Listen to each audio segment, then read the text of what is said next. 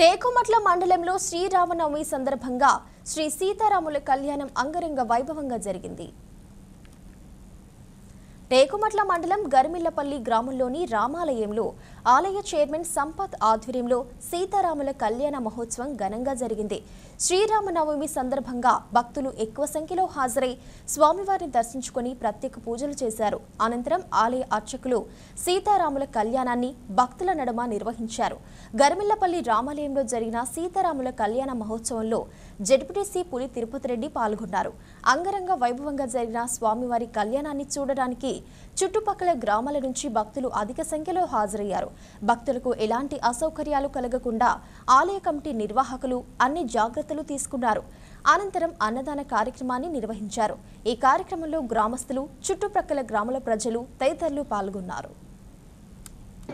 ఇంతవరకు సహకరించిన భక్తులకు, పెద్దలకు, ఈ గుడి నిర్మాణం నుండి నేను ఈ 6 నెలలు 8 నెలల్లో ఇంత శ్రమ అవుతుంది. అసలు ఈ గుడిని ల్యాండ్ కొని నిర్మించి మంచి మంచి పనులకు అసలు ఆర్థికంగా ఏం ఆలోచించకుండా ప్రోత్సహించి భూమి కొనిచ్చి విగ్రహాలు పెట్టి ప్రతిదీ చేసిన పూర్వ పెద్దలకు పాదాభివందనాలు. చాలా గర్వకారణం. 1 ఎకరం ల్యాండ్ కొన్న దాత ఉన్నారంట. ఆ సార్ను నేను కలవాలని అనుకున్నా కానీ నాకు కలవలేదు. చాలా అదృష్టంగా భావిస్తున్నా. ఈరోజు శ్రీరాముల కళ్యాణాన్ని నా ఏజ్లో నేను జరిపించినందుకు చాలా గర్వకారణంగా ఉంది. వీడికి చాలా సంతోషం. నాకు ప్రోత్సహించిన పెద్దలందరికీ, భక్తులకు పాదాభివందనాలు. ఊరు గర్మిల్లపల్లి. ఇక్కడ సీతారాముల కళ్యాణం చాలా వైభవంగా జరుగుతుంది. ఇక్కడ జరగబట్టి 15 సంవత్సరాలు అవుతుంది. ఇక్కడ మహా అన్నదానం కూడా ఉంటుంది. ప్రతి చుట్టుపక్కల 4 ఊళ్ళ నుండి కూడా వస్తారు.